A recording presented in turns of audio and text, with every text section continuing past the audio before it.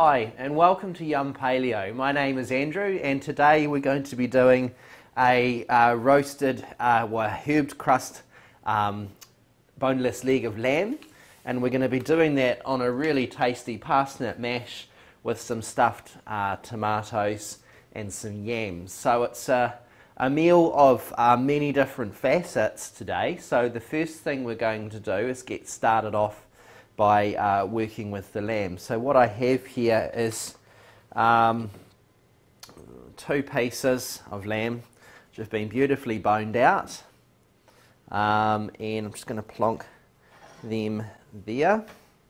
So what we're going to do is we're going to basically work on the lamb first because it's going to take the longest to cook.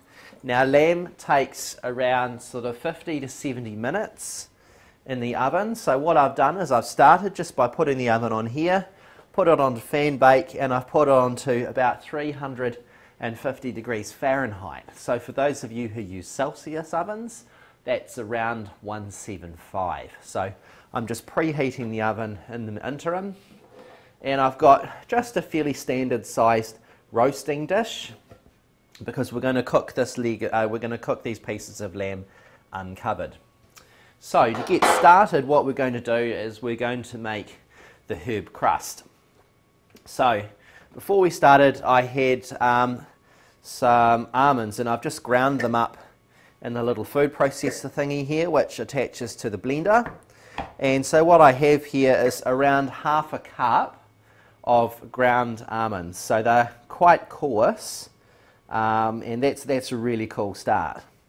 So the next thing we're going to do, we've got some couple of sprigs of parsley, so a reasonable amount there, and we're just going to plonk that in there too. We've got 3 sprigs of rosemary, and I'm just going to run my fingers down them backwards just to strip the leaves off the stalks, because we don't really want the big thick twiggy bit of the rosemary in there. So you just run your fingers down and it just gets it in. So rosemary is a really integral part of cooking with lamb, and so those 3 sprigs already have just such a dramatic effect in terms of the fragrance from the rosemary and the flavour that's going to have on the crust. I'm actually just going to pop those pieces of lamb out of the way again,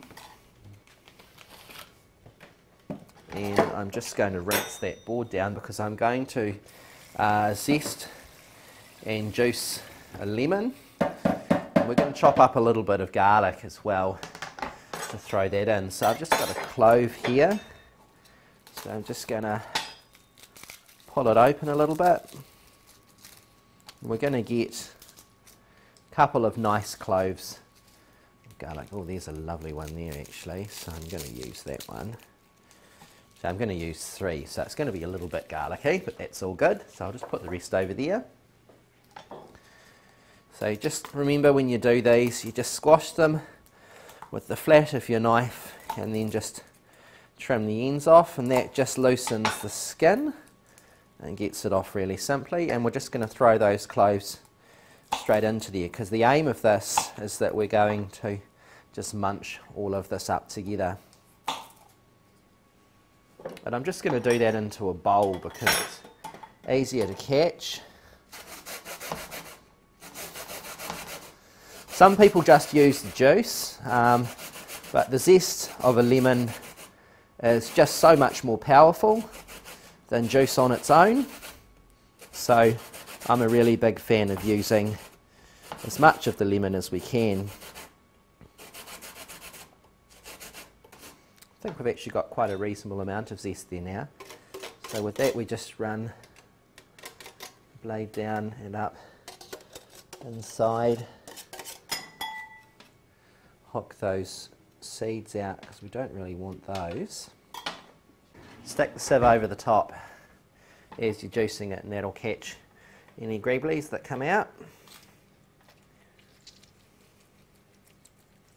like so. Chuck that in there, and then we're just going to throw that zest straight into there as well. Now, in addition to that, I'm just going to throw in a wee bit of cumin, because cumin is lovely with lamb. And we're just going to put in about half a teaspoon. There we go.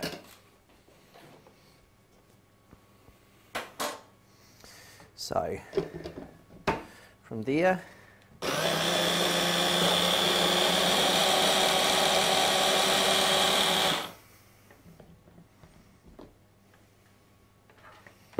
so there we go, we've got that ready.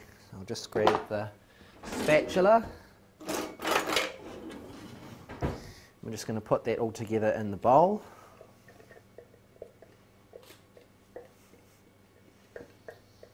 So from there we're going to add some olive oil to it as well. And we're just going to put a couple of splashes because we don't want to make it too wet. So just 1, 2. So I'd say it would be about 1/8 of a cup, or maybe just a wee bit more. It wouldn't even be as much as 1/4 of a cup. And we're just going to get a spoon. I'm going to get my trusty pastry brush, but we're just going to start by just mixing the almonds and the rosemary and parsley and stuff all together. And already that's smelling delicious. It's got all the garlic and stuff in with it as well, and I'm probably just going to put a little bit of pepper in too. So just fresh ground black pepper. And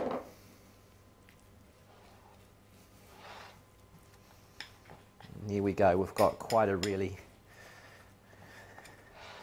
good crust here, which is going to go on it. So from here we're going to get a little bit messy, because the next part is actually getting this on top of our lamb. We're sort of going to roll it or sort of onto our lamb. So start off just by getting a piece. We're going to do the underside to start with, because then we flip it over, and we're just going to push it in like that. And then as we turn it over, we're actually going to place it in the dish. And we'll do that with the other one as well. And we'll just sort of paste the underside first.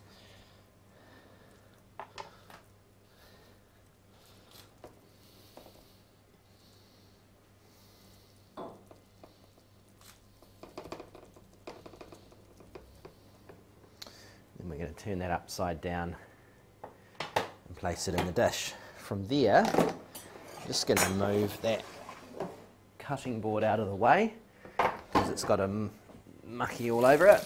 I don't want to get stuff on the bottom of our roasting dish, because it'll make a stink in the oven. And from here, I'll find where I put my spoon. I'm just going to start working on getting the crust over the top of our lamb fillets.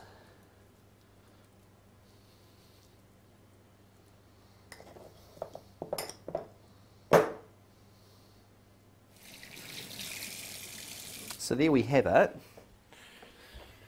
We've got the 2 herbed pieces of lamb like that. And what we're doing there is we're just going to throw in that for about an hour. So with that in mind, I've got the yams as well. So I might as well just put a little bit more olive oil in the bottom of the pan, like so. And I'm just going to get my pastry brush, and I'm just going to just give my yams a loving little basting of oil as we pop them in, because that makes them all delicious and golden.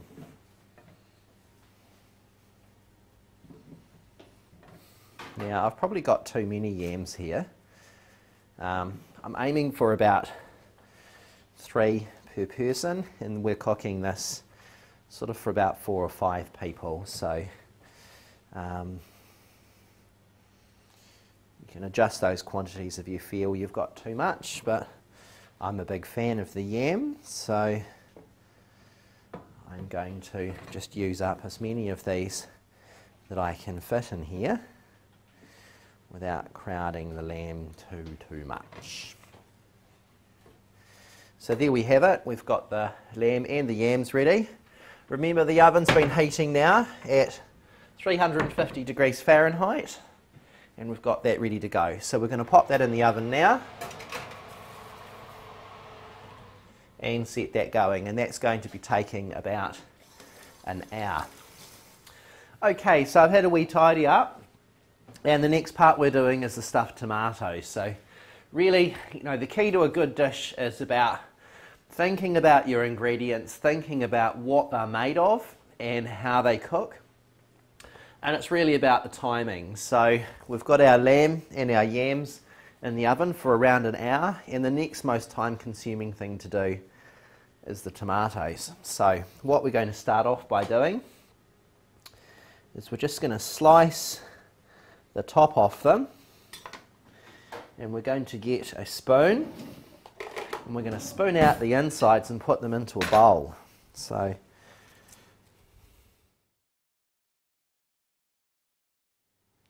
this is just a really cool little side to do, just because they're a little bit fun, and it's just a nice way of presenting tomatoes rather than in a salad.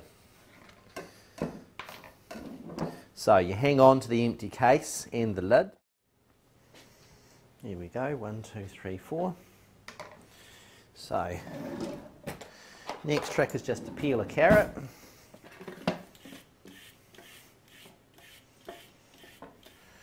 Just going to chop it into chunks, I think. And it's just going to go in there as well,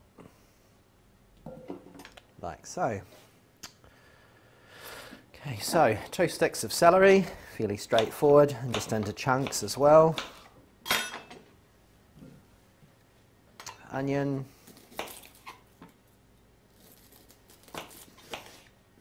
And again, don't get too fussy about how you chop it up, just into chunky bits. And then we're going to do about half a pepper. We're not going to need a whole one.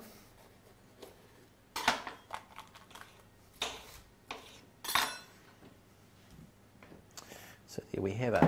So we're going to put in a splash of red wine. You don't really need the red wine in there, but I'm going to put some in anyway. So probably about 1/4 cup. Not much at all. And then that's just going to all tip straight into there.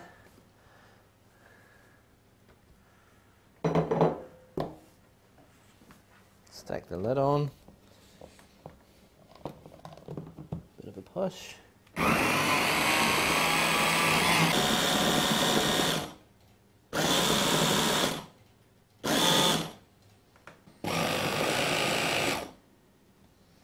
So when we look at that, that looks better.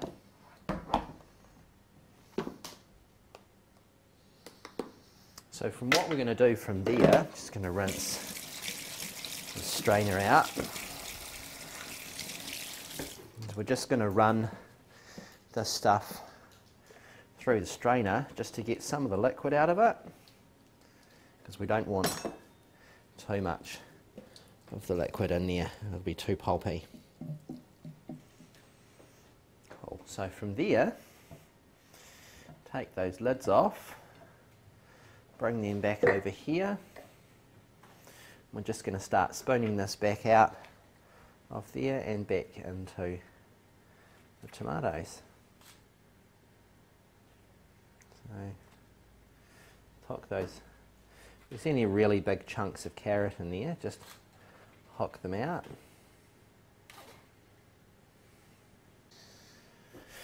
So there we go. 1, 2, 3, 4, and we're just going to put their little hats back on them. So that meat's been in for nearly 20 minutes. Once it's been in for about another 10 minutes, it will have been in there half an hour obviously. And once it's been in half an hour, then we're going to add our tomatoes in there, and we're just going to do them in a separate little dish. So next trick now, just have a quick wipe down, and then we're going to start on our parsnip puree. So the first thing we're going to want to do is get a pot of boiling water going so we can prepare, we can have that coming to the boil while we're preparing the parsnips. So cool, so here we go. I'm just going to get that on, put that lid on, and we're just going to set that going. And in the interim, we're just going to start peeling our parsnip. So I've got 3 sort of medium-sized parsnips here, and I'm just going to peel them down.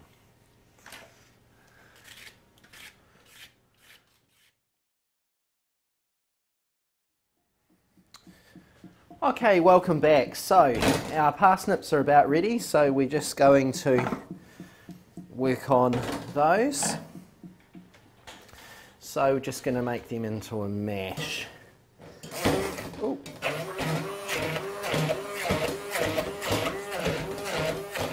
Now I was going to put a little bit of coconut cream in this, but they're actually really soft, so I'm actually not going to need to bother. So it's just simply a parsnip puree. Perfect. Just going to keep the lid on that, just to keep that nice. Make sure we turn off that ring.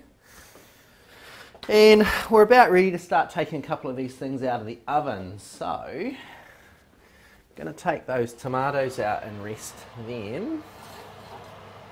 So you might give them a couple more moments, but I'll take the meat out now. Now it got to about 40 minutes, and I decided to put a little bit of, sorry, stop walking around. I decided to put just a little bit of tin foil on top, and the reason I did that is just I didn't want the lamb to dry out too much. So that was just a judgment call I made. You wouldn't always have to do that, but I did because I wanted to. So this has been in the oven for around 50 minutes, and let's just have a quick look at everything. Yeah, the yams are definitely done. And I'm just going to take one of these pieces of lamb out, and I'm just going to have a wee look at it. I'm just going to try cutting down the centre to see what it's looking like in the middle, and that's beautifully done, beautifully done. So we're going to serve that in a few minutes. So what I'm going to do is I'm just going to transfer that back to the pan without letting too much more of the crust fall off. So mucky mucky. So I'm just going to throw that crust back in there, and I'm just going to put that foil back on top, and I'm just going to leave that to rest for a few moments. So while we're doing that, I'm just going to have another look at the tomatoes, and I'm going to probably bring them out as well. Yep, and they look about ready. So I'll just move them over to there. Turn the oven off, and we're just going to start thinking about plating up.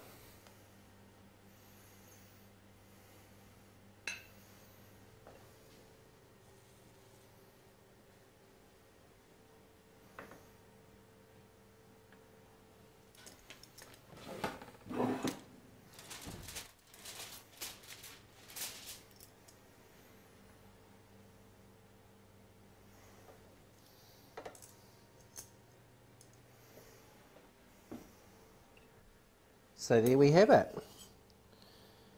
Herb crusted roast lamb on a parsnip puree with tomatoes and yams. So, hope you enjoy, and I'll catch you later for the next delicious paleo recipe. See you next time.